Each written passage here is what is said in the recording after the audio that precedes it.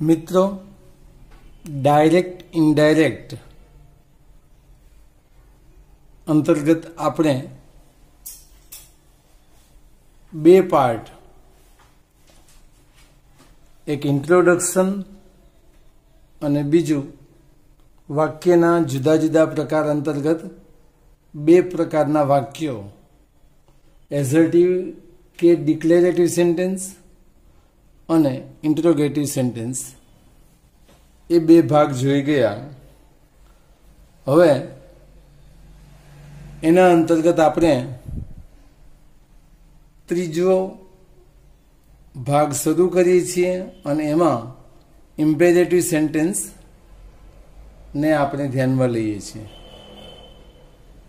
Introduction वखते बात करी थी के एसर्टिव अने इम्पेरेटिव सेंटेन्स ए बंनेमां अंते पूर्ण विराम होय छे, जेथी एसर्टिव कयुं अने इम्पेरेटिव कयुं ए आपणने शंका उपजे। तो मित्रों, एसर्टिव वखते पण वात करी थी अने फरीथी अत्यारे रिपीट करूं छुं के अहींया तमे जोशो तो दरेक वाक्यनी शरूआतमां डायरेक्ट वर्ब सीधुं आपेलुं छे। अहींया हीट आपेलुं छे, अहींया फॉरगिव आपेलुं छे, अहींया पे आपेलुं छे, अहींया रिवाइज आपेलुं छे, अहींया शूट, अहींया डू। नेगेटिव सेंटेन्स हशे तो डोंट। આવી રીતે ડાયરેક્ટ વર્બથી શરૂઆત થાય એટલે એ વાક્યનો પ્રકાર છે એ ઇમ્પેરેટિવ રહેશે। જો આની પહેલા કોઈ નામ કે સર્વનામ આપેલું હોત તો આ વાક્યને આપણે એસર્ટિવ સેન્ટેન્સ કે ડિક્લેરેટિવ સેન્ટેન્સ કહે। મિત્રો, આ વાક્યને આપણે કઈ રીતે છે એ ઇનડાયરેક્ટ કરીશું એ જોઈએ। સૌ પહેલા તો જ્યારે ડાયરેક્ટ માંથી ઇનડાયરેક્ટ કરવાનું હોય એટલે આપણે ઇન્વર્ટેડ કોમાને દૂર કરતા હતા, એમ ઇન્વર્ટેડ કોમા તો દૂર થશે જ। એસર્ટિવ સેન્ટેન્સમાં કનેક્ટિવ તરીકે ધેટનો ઉપયોગ કરેલો હતો। ઇન્ટરોગેટિવ સેન્ટેન્સમાં કનેક્ટિવ તરીકે ઇફ અથવા ડબલ્યુએચ વર્ડનો ઉપયોગ કરેલો હતો। હવે અહીંયા ટુ અથવા નોટ ટુ, જો આપેલું ઇમ્પેરેટિવ સેન્ટેન્સ છે એ પોઝિટિવ હશે તો ટુ થી જોડાઈ જશે, જો નેગેટિવ હશે તો નોટ ટુ થી જોડાશે। બીજો મિત્ર એક ફાયદો અહીંયા એ રહેશે આપણા માટે કે અહીંયા જો ઇમ્પેરેટિવ સેન્ટેન્સ નાનું હશે, मतलब के कंपाउंड के कॉम्प्लेक्स नहीं होय तो कार बदलवानी जरूरियात आवशे नहीं। मात्र टू के नोट टू थी वाक्य जोड़ीशुं, वाक्यमां आवता सर्वनाम के नजीकता दर्शक शब्दों से ए आवेला हशे तो एने बदलावीशुं। जो कंपाउंड के कॉम्प्लेक्स हशे वाक्य तो एना काल मुजबना फेरफार जे थता हशे ए करवा पड़शे। तो ए पण अहींया जोईए। तो एक तो आपणे कनेक्टिव नी वात करी, बीजू ध्यान आपणे ए लखवानुं छे चूज प्रोपर रिपोर्टिंग वर्ब। हवे अहींया एसर्टिव सेंटेन्स इम्पेरेटिव सेंटेन्स में रिपोर्टिंग वर्ब तरीके आपणे से छे, सेड छे, टेल छे के टोल्ड आपेलुं होय तो रिपोर्टर कौन छे,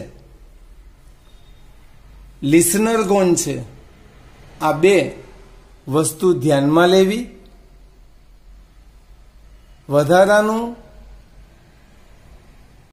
ध्यान आपणे ए राखवानुं छे के रिपोर्टिंग वर्ब छे ए ज्यारे आपणे से, सेज, सेड, टेल के टेल्स के टोल्ड एनी बदले रिपोर्टेड स्पीच में आपेल वाक्य कया भावार्थथी कहेवामां आवेलुं छे एने ध्यान में लई आपणे एडवाइज्ड, इंस्ट्रक्ट, ऑर्डर, रिक्वेस्ट, वॉन्ड, सजेस्टेड, कमांडेड, થ્રેટન્ડ આવા રિપોર્ટિંગ વર્બનો ઉપયોગ કરવાનો રહે છે. આવા રિપોર્ટિંગ વર્બ વાપરતી વખતે ધ્યાન રાખવાનું છે કે ચૂઝ પ્રોપર રિપોર્ટિંગ વર્બ. ઘણી વખત આપણને એવું લાગશે કે કોઈક વાક્યની અંદર અલગ અલગ ઘણા બધા રિપોર્ટિંગ વર્બ વાપરી શકીએ.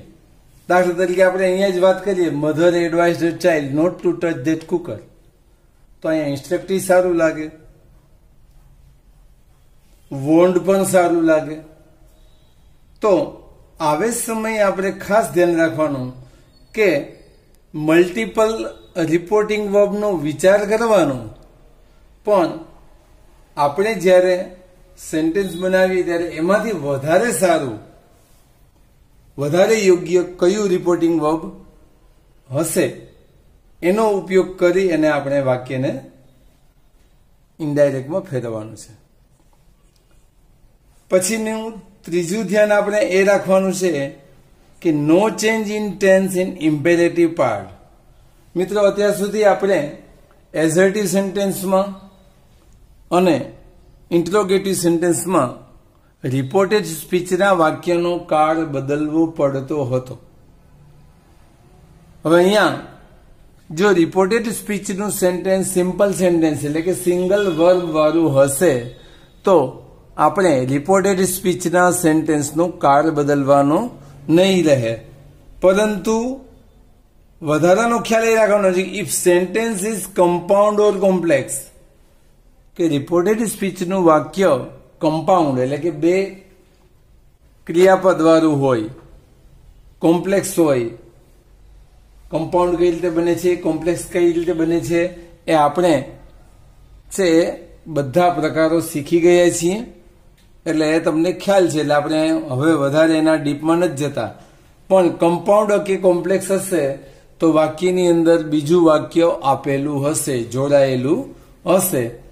તો આપણે વિચારવાનું રહેશે ઇફ ધેર ઇઝ નીડ, જરૂર છે કે નહીં. જરૂર છે કે નહીં એ શા માટે વિચારવું પડે? જો રિપોર્ટિંગ વર્બ તરીકે સે કે ટેલ્સ હશે તો આપણે જાણીએ છીએ કે રિપોર્ટેડ સ્પીચના સેન્ટેન્સનો ટેન્સ મતલબ કે કાળ આપણે બદલતા નથી. પણ રિપોર્ટિંગ વર્બ સેડ અથવા ટોલ્ડ હશે, મતલબ કે પાસ્ટ ટેન્સનું રિપોર્ટિંગ વર્બ હશે તો આપણે રિપોર્ટેડ સ્પીચના સેન્ટેન્સનો ભાગ બદલવાનો રહે છે, કાળ બદલવાનો રહે છે. To change the tense of remind.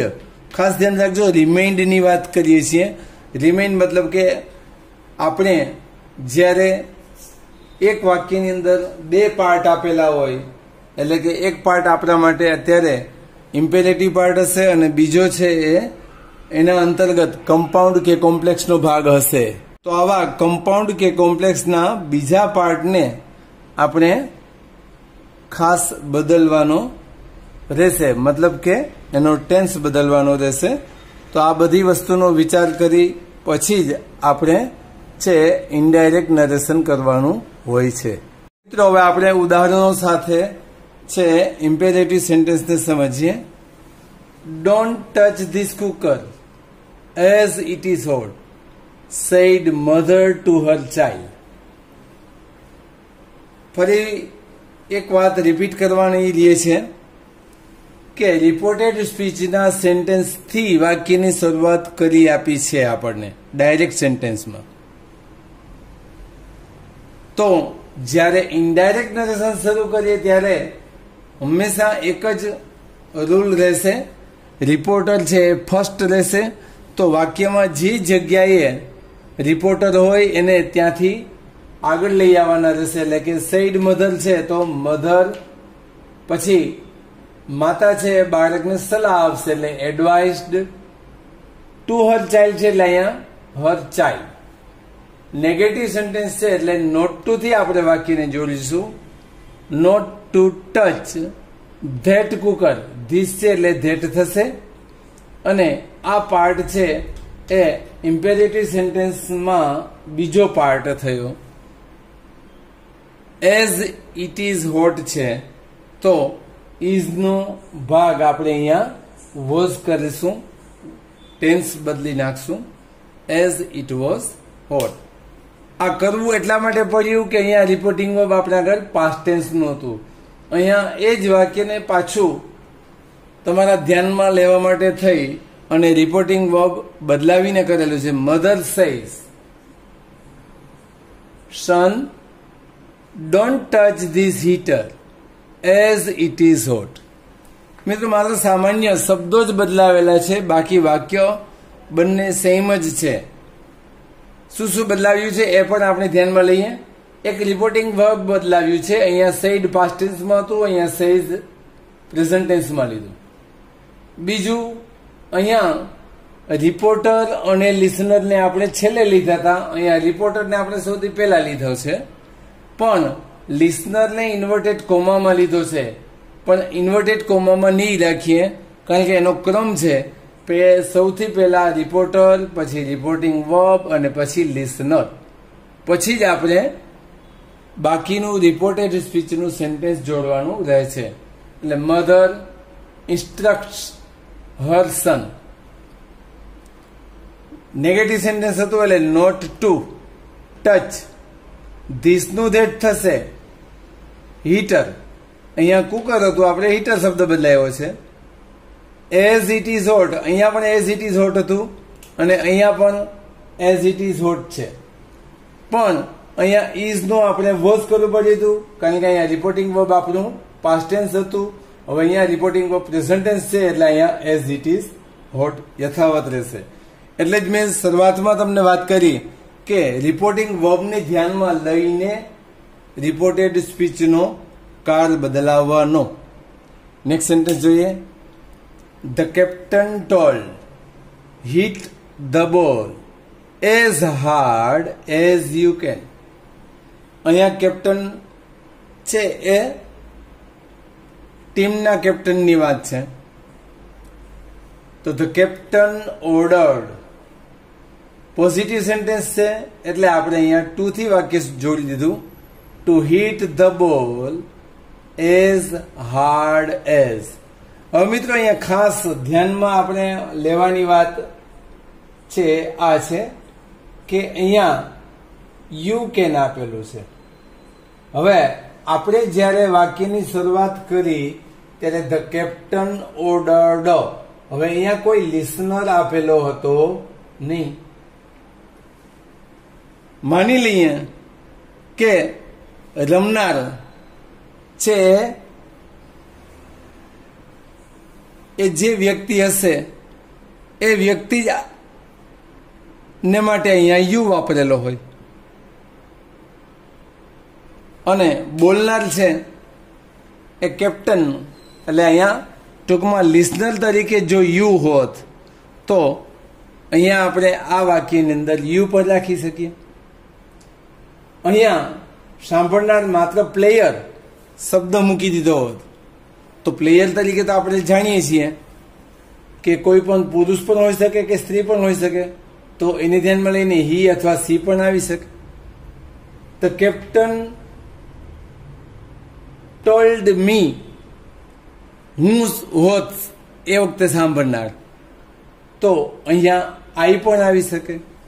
એટલે મિત્રો જ્યારે સાંભળનાર આપેલ ન હોય ત્યારે આપણે જેમ અહીંયા મલ્ટિપલ રિપોર્ટિંગ વર્બની વાત કરી હતી,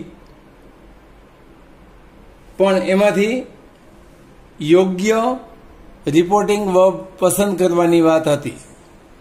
તો એવી જ રીતે અહીંયા પણ આપણે મલ્ટિપલ પ્રોનાઉનનો ઉપયોગ કરી શકીએ, પણ મહત્વનું ધ્યાન આપણે અહીંયા એ લેવાનું છે કે લિસનર તરીકે કોણ હોઈ શકે, અને એ યથાર્થ ઠેરવવા માટે આપણે અહીંયા બ્રેકેટની અંદર માની લો કે આપણે અહીંયા યુ ને આપણે યથાર્થ ઠેરવવું છે, તો અહીંયા યુ તમે ઉમેરી દો તો અહીંયા હી અને સી કે આઈ એ લાગુ નહીં પડી શકે. તો આ યુ છે આપણે અહીંયા બ્રેકેટમાં ઉમેરી દઈશું, એટલે અહીંયા યુ છે એ આપણું યથાર્થ થઈ જશે. કારણ કે જ્યારે રિપોર્ટિંગ વર્બ નથી આપેલું ત્યારે આપણે આવી રીતે વિચારી શકીએ. Next sentence, the son said to his father, please forgive me as I am in fault. હવે ઘણીવાર એવું બનશે કે વાક્યની અંદર આવી રીતે પ્લીઝ જેવો શબ્દ આપેલો હોય તો આપણા માટે બહુ ઇઝી કામ થઈ જાય. કારણ કે પ્લીઝ છે એ શું બતાવે? રિક્વેસ્ટ બતાવે. એટલે આપણે અહીંયા રિપોર્ટિંગ વર્બ લેવું એકદમ ઇઝી થઈ જશે. The sun requested his father. હવે મિત્રો આ પ્લીઝ છે એ આ રિપોર્ટિંગ વર્બમાં જ સમાવિષ્ટ થઈ જાય છે, એટલે આપણે અહીંયાથી પ્લીઝની જરૂર રહેતી નથી. આ વસ્તુ ખાસ ખ્યાલમાં રાખવાની. બીજી વસ્તુ એ પણ ખ્યાલ રાખવાનું કે આ તો પ્લીઝ આપેલું છે, નો આપેલું હોય તો આ શબ્દનો અર્થ આપણે સમજી શકીએ છીએ કે ફોરગીવ મી, મને માફ કરો. માફી માંગનાર વ્યક્તિ હંમેશા રિક્વેસ્ટ જ કરવાની છે. એટલે પ્લીઝ નો આપે તો પણ આ વસ્તુનો આપણે ખાસ ખ્યાલ રાખવાનો. આ ઉપરાંત સન છે એ ફાધરને રિક્વેસ્ટ જ કરે, એ પણ આપણે ખ્યાલમાં રાખવું જોઈએ. એટલે the sun requested his father, positive sentence હતો એટલે ટુ ફોરગીવ. મી છે ઈ બોલનાર માટે એટલે કે સન માટે છે એટલે હિમ. એઝ આઈ છે એ પણ બોલનાર માટે હોય છે એટલે સન માટે એટલે he. Reporting verb past tense નું હતું એટલે was in fault. Next sentence, the lineman said pay the bill in time or your connection will be cut. તો અહીંયા ચેતવણી આપવાનો અર્થ વધારે છે. તો the lineman want to pay the bill in time or, આગળના વાક્યમાં જે રીતે વાત કરી હતી કે આ વાક્યમાં પણ લિસનર આપેલો નથી. લિસનર નો આપેલો હોય તો આપણે જે લિસનર માટેનું સર્વનામ છે એ અહીંયા લઈએ, એને યથાર્થ ઠેરવવા માટે આપણે અહીંયા કૌંસમાં લિસનર આપી શકીએ. એવું ફરજિયાત નથી, પણ આપીએ તો આપણી જે સર્વનામની પસંદગી છે એ યથાર્થ થઈ જશે એટલા માટે. હવે અહીંયા the lineman said to you, તો અહીંયા યોર આપણી થશે. એવું જરૂરી નથી કે યુ જ હોય. The lineman said to me, તો અહીંયા માય સાચું પડે. The lineman said to the villager, વિલેજરમાં હિસ કે હર સાચું પડે. તો અહીંયા જુદા જુદા વિકલ્પો આપણે વિચારેલા છે, જેવી રીતે આપણે આગલા વાક્યમાં વાત હતી. તો the lineman want to pay the bill in time or his her your કે માય કનેક્શન. વિલનું વુડ કરવું પડશે કારણ કે આપણું રિપોર્ટિંગ વર્બ છે પાસ્ટ ટેન્સનું, તો વુડ બી કટ. નેક્સ્ટ જોઈએ, the student said revise the lesson again. મિત્રો અહીંયા તમને મેં સન અને ફાધરના વાક્ય વખતે વાત કરી હતી કે વાક્યમાં પ્લીઝ ન હોય તો પણ આપણે છે પ્લીઝ વિચારી શકીએ. એટલે અહીંયા ધ સ્ટુડન્ટ સજેસ્ટેડ અથવા રિક્વેસ્ટેડ, કારણ કે સ્ટુડન્ટ છે એ નાની વ્યક્તિ છે, મોટી વ્યક્તિને એ સજેશન કરી શકે અથવા તો રિક્વેસ્ટ કરી શકે. The student suggested two revise the lesson again. The commander told shoot. Commander છે એ આર્મીમાં હોય છે, પોલીસ કે આર્મી અધિકારી હોય ત્યારે આપણે એને ઓર્ડર્ડ કરતા કમાન્ડેડ આપવું વધારે સારું. The commander commanded to shoot. The owner said do this first or you will be in trouble. તો the owner threatened to do this નું આપણે ધેટ કરવું પડશે. ફર્સ્ટ ઓર ફરી પાછી અહીંયા યુની વાત આવે છે. યુ મતલબ સાંભળનાર અને અહીંયા સાંભળનાર કોઈ આપેલો નથી એટલે આપણે આગળના વાક્યની જેમ અહીંયા હી સી યુ કે આઈ, જો અહીંયા આપણે સાંભળનારને કાઉન્સમાં આપીશું તો આપણી પસંદગી કુદરતી રીતે એક જ શબ્દથી સાચી પડી જશે. અહીંયા યુ આપ્યો છે તો અહીંયા યુ ધ્યાનમાં લઈ લેવાનો. Or you would be in trouble, વિલનું વુડ કરવું પડશે કારણ કે અહીંયા રિપોર્ટિંગ વર્બ આપણું પાસ્ટ ટેન્સનું છે એટલા માટે. તો મિત્રો આ વસ્તુઓને ધ્યાનમાં લઈ અને ઇમ્પેરેટિવ સેન્ટેન્સને આપણે જોવાના રહે છે. મિત્રો હવે પછીનો વાક્યનો પ્રકાર એક્સક્લેમેટરી સેન્ટેન્સને આપણે ડાયરેક્ટ ઇનડાયરેક્ટ અંતર્ગત જોઈએ છીએ.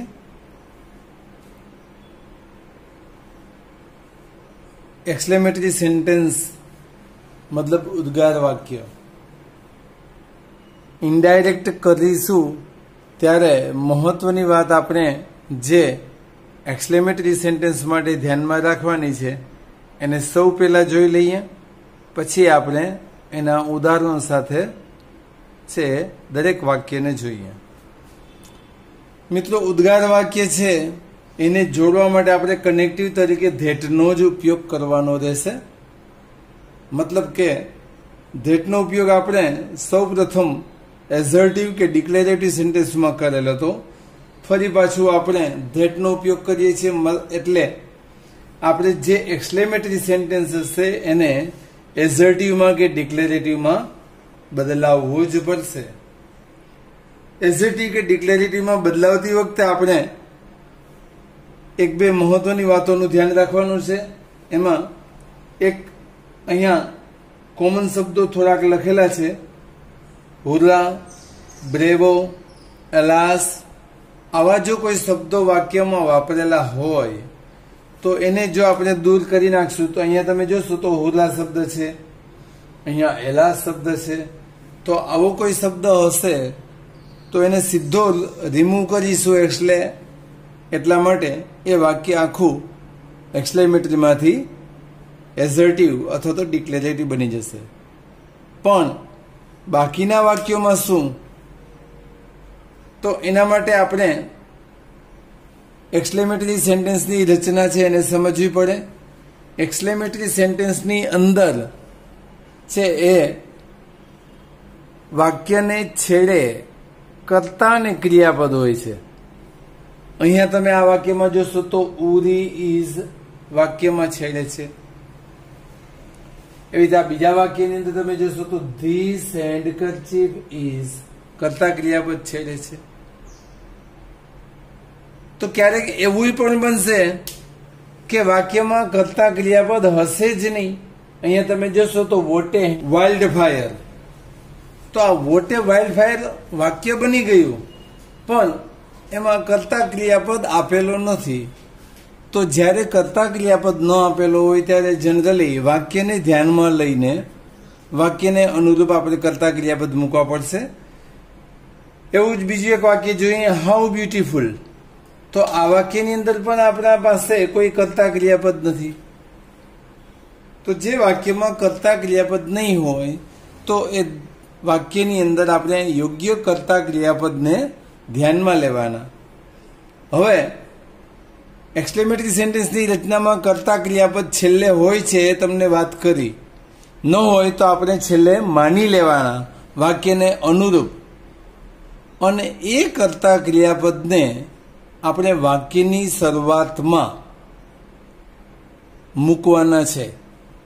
ફરીથી મિત્રો કહું છું કે આપણે શું કરીએ છીએ, એક્સક્લેમેટરી સેન્ટેન્સનું એઝર્ટિવ અથવા તો ડિક્લેરેટિવ સેન્ટેન્સ બનાવી છે. હજી ઇનડાયરેક્ટ નરેશન નથી કરતા. આ ઉરી ઇઝ આ બે શબ્દોને તમે આગળ લઈ જશો એટલે એઝર્ટિવ સેન્ટેન્સની રચનાની શરૂઆત થઈ. આગળ લઈ જશો એટલે આપણું વાક્ય અહીંયાથી વોટ થી શરૂ થયું અને ઉરી ઇઝ આગળ પૂરું થયું. તો આ તો સાંભળનાર છે એટલે આપણે એને ધ્યાનમાં નથી લેતા. તો ઉરી ઇઝ એને આપણે જ્યારે આગળ લેશું તો અહીંયા રહેલા વોટને આપણે ફરજિયાત રિમૂવ કરવો પડશે. તો હવે આપણે આગળ વાક્ય થયું Uri is an interesting movie. હવે જ્યારે આપણે વોટને દૂર કરતા હોઈએ છીએ ત્યારે છે એ વાક્યમાં જરૂરિયાત મુજબ છે એ જેમ આપણે આ હુરા, બ્રેવો, એલાસ એ શબ્દોને રિમૂવ કરીએ છીએ એમ વેરી, રિયલી કે ઇન્ડીડ એવા શબ્દોને આપણે જરૂર હોય તો ઉમેરી પણ શકીએ છીએ. ઉપરાંત ક્યારેક એવું બને કે વાક્યમાં વિશેષણ જ ન આપેલું હોય તો વાક્યને અનુરૂપ વિશેષણ પણ મૂકવું પડે છે. એટલે ઉરી ઇઝ અહીંયા વેરી મૂકીને એ વેરી ઇન્ટરેસ્ટિંગ મૂવી એવું વાક્ય તમે એઝેટિવ બનાવી શકો. Uri is really an interesting movie. મિત્રો ખાસ ધ્યાન રાખજો વેરી અને રિયલી નો તફાવત. જો વેરી મૂકશું તો એ પહેલા આવશે પછી વેરી આવશે અને રિયલી અથવા ઇન્ડીડ નો ઉપયોગ કરીશું તો એન નું સ્થાન બદલશે નહીં. Uri is really an interesting movie. એટલે આપણા માટે મિત્રો બહુ સારું એ રહેશે કે વોટ હોય કે હા હોય એની બદલે રિયલી અથવા તો ઇન્ડીડ મૂકવું કે જેથી વેરી મૂકતી વખતે જો આર્ટિકલનો ફેર કરવાનો આવે અને આપણે જો ભૂલી જઈએ તો છે આપણો માર્ક કપાઈ જાય. તો આવી ભૂલ ન થાય, માર્ક કપાય નહીં એટલા માટે આપણે ધ્યાન એ લેવાનું કે વોટ કે હાઉ એની બદલે આપણે રિયલી અથવા ઇન્ડીડનો ઉપયોગ વધુ સારો રહેશે. તો Uri is really an interesting movie. હવે આ એઝર્ટિવ સેન્ટેન્સ બન્યા પછી મિત્રો એને તમે એક્સક્લેમેટરીમાં બનાવશો તો એ ખૂબ સારું રહેશે અને ભૂલ વિનાનું રહેશે. હવે વાક્ય હતું એક્સક્લેમેટરી, અહીંયા એક્સક્લેમેશન માર્ક છે એટલે હવે આપણે એને ઇનડાયરેક્ટ નરેશનમાં ફેરવીશું. ક્યારેક મિત્રો વાક્યની અંદર આવી રીતે છે ચિહ્ન કરેલું આપશે. ગુજરાતીમાં એને ગુરુ વિરામ કહીએ છીએ. તો આવું ચિહ્ન છે એ સેઇડ કે ટોલ્ડનું સમાનાર્થી છે. પણ ઉદ્ગાર વાક્યની અંદર આપણે સેઇડ કે ટોલ્ડની બદલે એક્સક્લેમ્ડ શબ્દ લેવાનો હોય છે. તો સાલુ એક્સક્લેમ્ડ. હવે સાંભળનાર આપેલો હોય તો આપણે ટુ પણ દેવો પડે છે. Exclaimed to. અહીંયા રિપોર્ટેડ સ્પીચની અંદર કોમા કરી અને સાંભળનાર શુભમ આપેલો છે તો અહીંયા એને સાંભળનારને અહીંયા લીધો. સાલુ એક્સક્લેમ્ડ ટુ શુભમ. હવે એનું પ્રોપર એક્સપ્રેશન આપવાનું રહેશે. અહીંયા એક સૂચના વધારાની નીચે આપણે એ પણ જોવાની છે કે use proper reporting verb with proper expression. Exclamatory સેન્ટેન્સને જ્યારે રિપોર્ટેડ સ્પીચમાં એટલે કે ઇનડાયરેક્ટ નરેશનમાં ફેરવતા હોઈએ ત્યારે પ્રોપર એક્સપ્રેશન પણ સાથે આપવું જરૂરી છે. Think of multiple expression. જુદા જુદા મલ્ટિપલ એક્સપ્રેશન જો લાગુ પડતા હોય તો એ પણ આપણે વિચારવાના પણ વાપરવાનું. યોગ્ય રિપોર્ટિંગ વર્બ અને પ્રોપર એક્સપ્રેશન. તો અહીંયા ઉરી પિક્ચરને ઇન્ટરેસ્ટિંગ બતાવે છે એટલા માટે અહીંયા છે આપણા માટે પ્રોપર એક્સપ્રેશન છે વિથ એડમિરેશન રહેશે. Salu exclaim to Shubham with admiration that Uri was. is નું was થશે કારણ કે આપણા માટે અહીંયા રિપોર્ટિંગ વર્બ પાસ્ટ ટેન્સ નું છે. Really an interesting movie. Next sentence જોઈએ. સૌથી પહેલા રિપોર્ટેડ સ્પીચનું વાક્ય આપી દીધું, કઈ વાંધો નહીં, આપણે તો ક્રમ જ જાળવવાનો. તો સેડ ધ વાઇફ છે, મતલબ વાઇફ વાક્યને બોલનાર છે, તો ધ વાઇફ ને આપણે પહેલા લઈ લેશું. The wife exclaimed, reporting verb said ની બદલે આપણે એક્સક્લેમ્ડ લેવાનું આવશે. હવે અહીંયા હાઉ ડર્ટી, ડર્ટી છે એ કેવો ભાવ વ્યક્ત કરે છે? તો ડિસ્કસ્ટ નો ભાવ વ્યક્ત કરે છે. એટલે the wife exclaimed disgustfully that. હવે આ વાક્યની અંદર પણ ધીસ હેન્ડકરચીફ ઇઝ છે એ વાક્યમાં છેડે છે, આપણે આગળ લઈ જશું. ધીસ હેન્ડકરચીફ ઇઝ, હાઉ ની બદલે આપણે છે વેરી, રિયલી, ઇનડીડ કંઈ પણ લઈ શકીએ છીએ. તો હાઉ વાળા વાક્યમાં આર્ટિકલની કોઈ તકલીફ નથી હોતી, આર્ટિકલ હોતો નથી, એટલે આપણે કોઈ પણ શબ્દ લઈએ ચાલશે. તો this handkerchief is very dirty, this handkerchief is really dirty, this handkerchief is indeed dirty.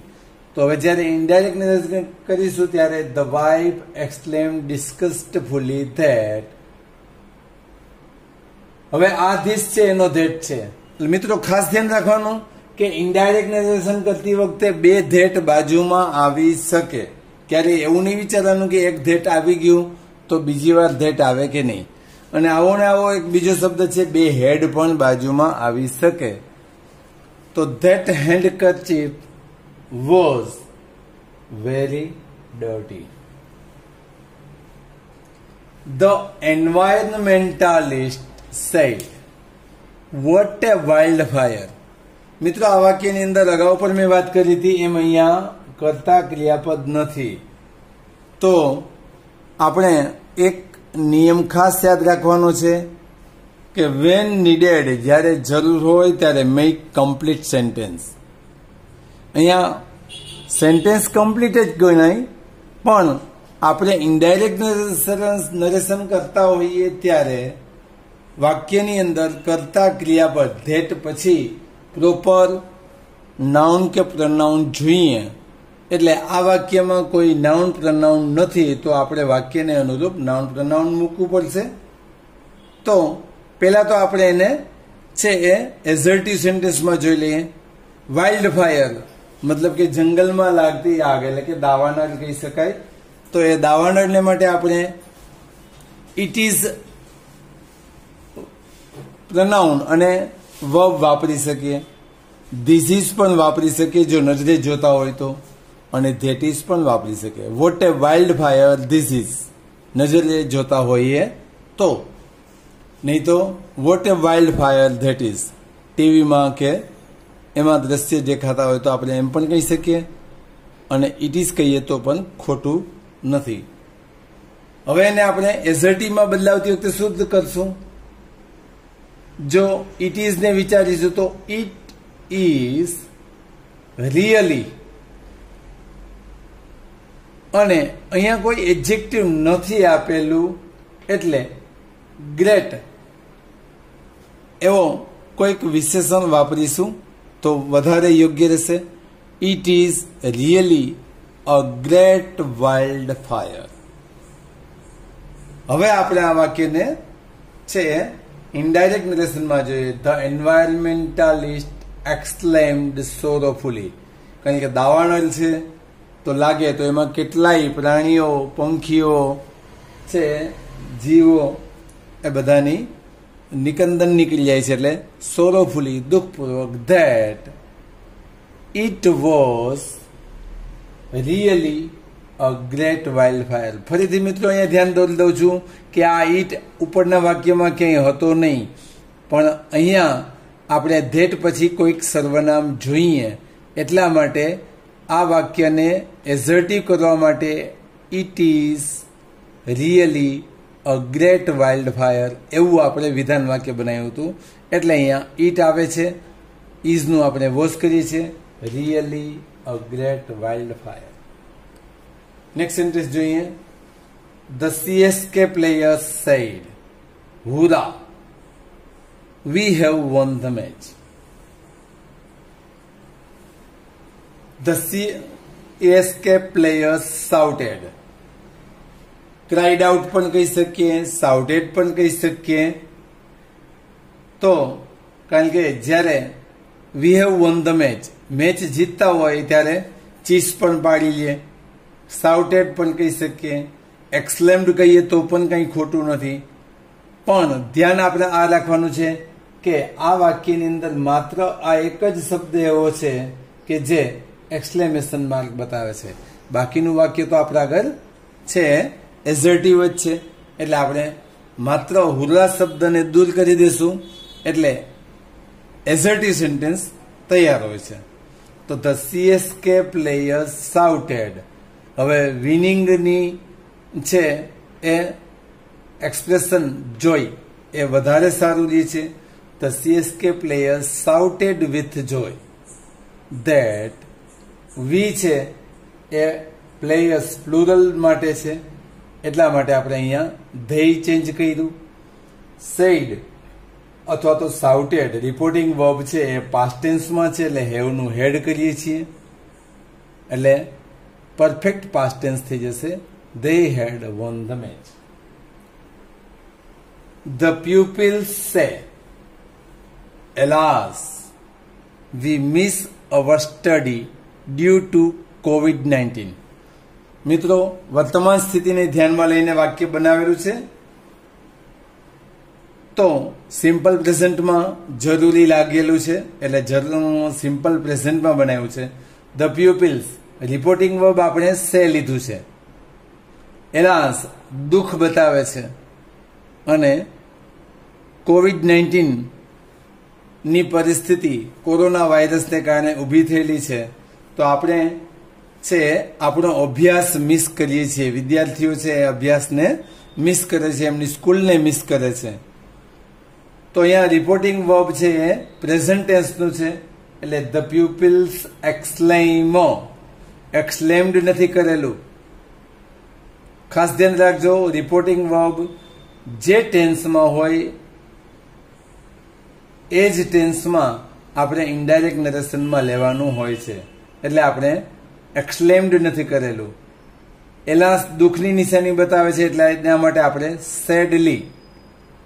That we છે એ પ્યુપિલ્સ માટેનો શબ્દ છે એટલે ધેય. મિસનો આપણે કાર્ડ નહીં બદલીએ કારણ કે આપણું રિપોર્ટિંગ વર્બ છે પ્રેઝન્ટ ટેન્સમાં છે. they miss their study due to COVID-19. The naturalist said, how beautiful. આ વાક્યમાં પણ નાઉન કે પ્રનાઉન અને વર્બ નથી. તો સૌ પહેલા તો આપણે આ જ વાક્યને હાઉ બ્યુટીફુલ ધીસ ઇઝ પણ કહી શકીએ, હાઉ બ્યુટીફુલ ધેટ ઇઝ પણ કહી શકીએ, હાઉ બ્યુટીફુલ ઇટ ઇઝ પણ કહી શકીએ. આટલું કર્યા પછી આપણે એને એઝર્ટિવમાં ફેરવશું તો આપણને છે એ એનું ઇનડાયરેક્ટ નરેશન કરવું ઘણું સહેલું રહેશે. તો ઇટ ઇઝ આમાં છે છેલ્લે આપેલું નથી પણ આપણે એને માનીને આપણે આગળ લઈએ. હવે it is really beautiful, it is very beautiful. How શબ્દ છે ને આપણે દૂર કરવાનો રહેશે. It is indeed beautiful. It is ને લઈએ ધીસ ઇઝ પણ લઈ શકીએ અને ધેટ ઇઝ પણ લઈ શકીએ પણ ઇટ ઇઝ લેવું છે આપણા માટે વધારે ઇઝી રહેશે કારણ કે જ્યારે આપણે વાક્ય બનાવતા હોય ત્યારે છે ભૂલ નહીં રહીએ એટલા માટે. તો the naturalist cried out with surprise. કારણ કે બ્યુટીફુલ છે એ વસ્તુ જોઈને આશ્ચર્ય થશે, નવાઈ થશે કારણ કે બહુ નેચર છે એને જોઈને માણસને આશ્ચર્ય થવાનું છે. એટલે the naturalist cried out with surprise that it was very beautiful. તો મિત્રો અહીંયા એક્સક્લેમેટરી સેન્ટેન્સનું એઝર્ટિવ બનાવીને પછી જ જ્યારે પણ આપણે એક્ઝામમાં છે આવા એક્સક્લેમેટરી સેન્ટેન્સ આવે ત્યારે સૌ પહેલા પૂરા વાક્યને ધ્યાનમાં લેવું અને એ પૂરા વાક્યને ધ્યાનમાં લીધા પછી એક્સક્લેમેટરીને એસર્ટિવમાં બદલાવવાનું. જો ક્યારેય વાક્યમાં અધુરાશ આવે,